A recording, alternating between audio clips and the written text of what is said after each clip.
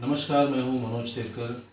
मेरे पहले वीडियो में आपने देखा होगा कि किस तरह से मैंने बताया था आपको कि मेन आंसर शीट जो बोर्ड एग्ज़ाम की है आपकी, उसके ऊपर किस तरह से बारकोड स्टिकर और होलोग्राफ स्टिकर चिपकाना है। अब इस दूसरे वीडियो के माध्यम से मैं आपको बताने जा रहा हूं कि किस तरह से पेपर में प्रेजेंटेशन करना है, आपको किस तरह से मार्जिन ड्रॉ करनी है और किन सब चीज़ों का ख्याल रखना है। तो सबसे पहले तो एग्ज़ाम में आपको ब्लू बॉल पॉइंट पेन का ही इस्तेमाल करना है। आपको बोर्ड की तरफ से ब्लू या ब्लैक इंक यूज़ करने की परमिशन है, क्योंकि रेड पेन जो है वो एग्जामिनर्स यूज़ करते हैं पेपर करेक्शन के लिए, और उसके बाद जो ग्रीन पेन है वो मॉडरेटर्स यूज़ करते हैं, और इसलिए स्टूडेंट्स सिर्फ ब्लू या ब्लैक कलर यूज़ कर सकते हैं। मैं एडवाइस करूँगा प्रेफरेबली आपको ब्लू कलर यूज़ करना है, और वो भी बॉल पॉइंट पेन लेना है, क्योंकि अगर जेल पेन या पायलट पेन आप यूज़ करते हो तो इंक ब्लॉट होने की संभावना होती है, इसलिए प्रेफरेबली आपको blue ball point pen use करना है। सबसे पहले जैसे आपका बारकोड और होलोग्राफ स्टिकर चिपका के हो जाता है, तो उसके बाद आपको जो भी आंसर शीट प्रोवाइड की है उस आंसर शीट में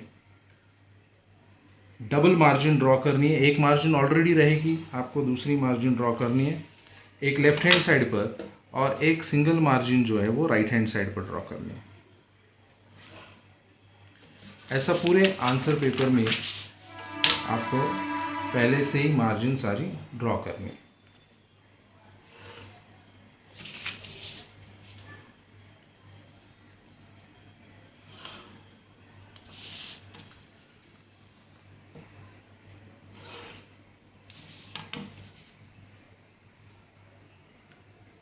अब ये दोनों मार्जिन क्यों ड्रॉ करनी है, इसके पीछे भी एक पर्पज़ है।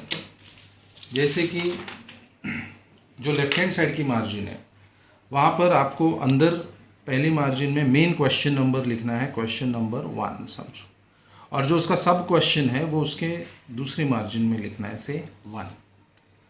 और जो राइट हैंड साइड की मार्जिन है वो इसलिए होती है क्योंकि जब आपका पेपर पूरा हो जाता है और आप इसको या तो टाई करते हैं या स्टेपल करते हैं, टाई या स्टेपल करने के बाद एग्जामिनर जब ये पेपर करेक्ट करते हैं तो जो इस तरफ का जो व्यू है वो ब्लॉक हो जाता है टाई करने के बाद, और ये यहाँ का व्यू ब्लॉक हो जाता है, और इसीलिए हमको ये मार्जिन बनानी है ताकि हमारा जो कंटेंट है वो एग्जामिनर को अच्छी तरह से दिखाई दे। तो दैट इज़ द पर्पस दोनों मार्जिन का। उसके बाद आपको मैथ्स के पेपर में जो भी वर्किंग करना है, रफ वर्क करना है, वो सारा के सारा लास्ट पेज पर यहाँ पर आपको लिखना है ROUGH रफ वर्क।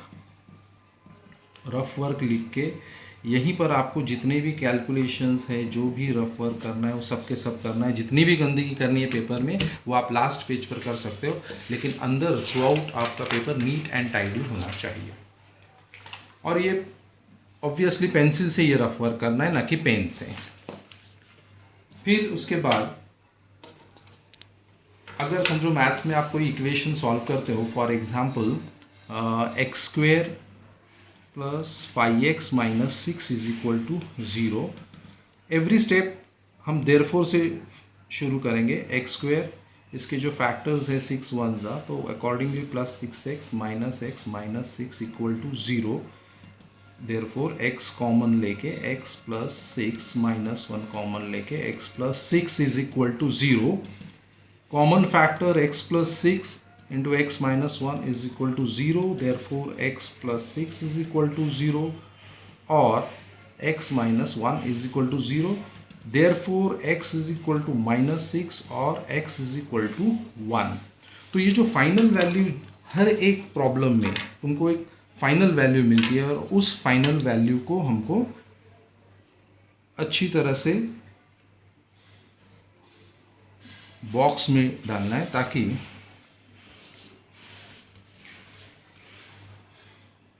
एग्जामिनर को प्रोमिनेंटली वो आंसर्स दिखाई दे।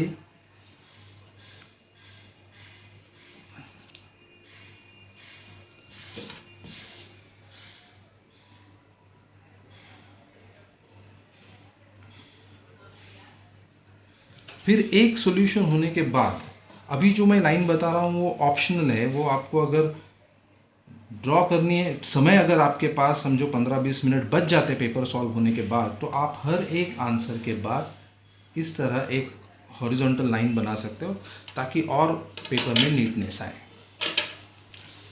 फिर इसके बाद जब साइंस का अगर कोई समझो प्रॉब्लम है, साइंस का समझो पेपर है, ये आपका क्वेश्चन नंबर है, ये समझो सब क्वेश्चन 2 है। कोई भी फिज़िक्स में प्रॉब्लम आप करते हैं, न्यूमेरिकल्स करते हैं, तो उसको एक फॉर्मेट में करना है। जैसे कि पहले हम डेटा लिखेंगे। डेटा में सपोज़ आपको वैल्यूज़ दी गई है आई की, करंट, रेजिस्टेंस और टाइम। फिर उसके बाद आपको फॉर्मूला लिखना होता है। इसमें एक चीज़ फाइंड आउट करने के लिए होगी, फॉर्मूला है समझो H is equal to I square R T upon 4.18। ठीक है, अभी इस फॉर्मूला को भी आपको बॉक्स में डालना है।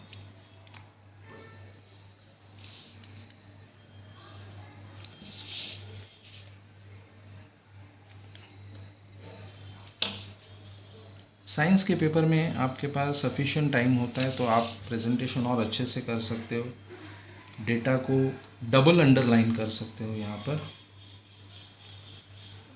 जिससे आपका प्रेजेंटेशन और भी अच्छा लगेगा।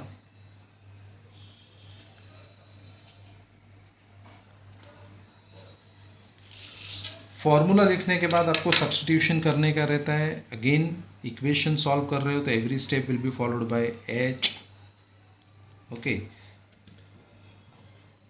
फिर जो भी आपका फाइनल आंसर आता है, जो भी आपको फाइंड आउट करने को, यहाँ टी फाइंड आउट करने के लिए बोला है, तो समझो टी का वैल्यू आ गया, तो उस टी के वैल्यू को भी आप लास्ट में बॉक्स में डाल सकते हो।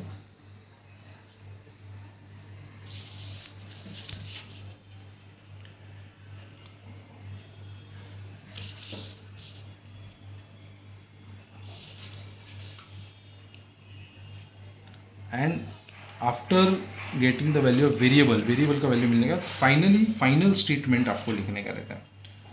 तो यहाँ पर समझो आप फाइनल स्टेटमेंट लिखते हो। ये फाइनल स्टेटमेंट बहुत ही इंपॉर्टेंट चीज़ होती है, मैथ्स हो या साइंस हो, final statement always carries marks. अब समझो ये 2 मार्क का प्रॉब्लम है, तो इसका डिस्ट्रीब्यूशन कैसे होता है। देखो, डेटा को, करेक्ट डेटा आपका हाफ मार्क के लिए होता है, करेक्ट फॉर्मूला हाफ मार्क के लिए, फिर substitution, correct calculation and correct value of T half mark, and final statement को हाफ मार्क। इस तरह से 2 मार्क्स यहाँ पर डिस्ट्रीब्यूट होते हैं। फिर डायग्राम अगर आप कोई बनाते हो साइंस में, तो diagram should be properly labelled. Labelling करना बहुत ज़रूरी है, that is an important aspect. One more important thing, answer sheet पे कहीं पर भी ऐसी कोई चीज़ें नहीं लिखनी है जिससे कि आइडेंटिटी रिवील हो। जैसे कि बहुत से स्टूडेंट्स लिखते हैं, कोई ओम लिखेगा, कोई गणेशायन मां ओम लिखेगा, या 786 लिखेगा। तो इस तरह का unnecessary writing work answer paper पे नहीं होना चाहिए। ग्रीन और रेड पेन का इस्तेमाल बिल्कुल नहीं होना चाहिए, अदरवाइज़ उस पर्टिकुलर चीज़ के लिए आपको कोई मार्क्स नहीं मिलेंगे। तो ये था मैथ्स और साइंस का प्रेजेंटेशन। फिर एक बार परीक्षा में सफलता के लिए आपको तरफ से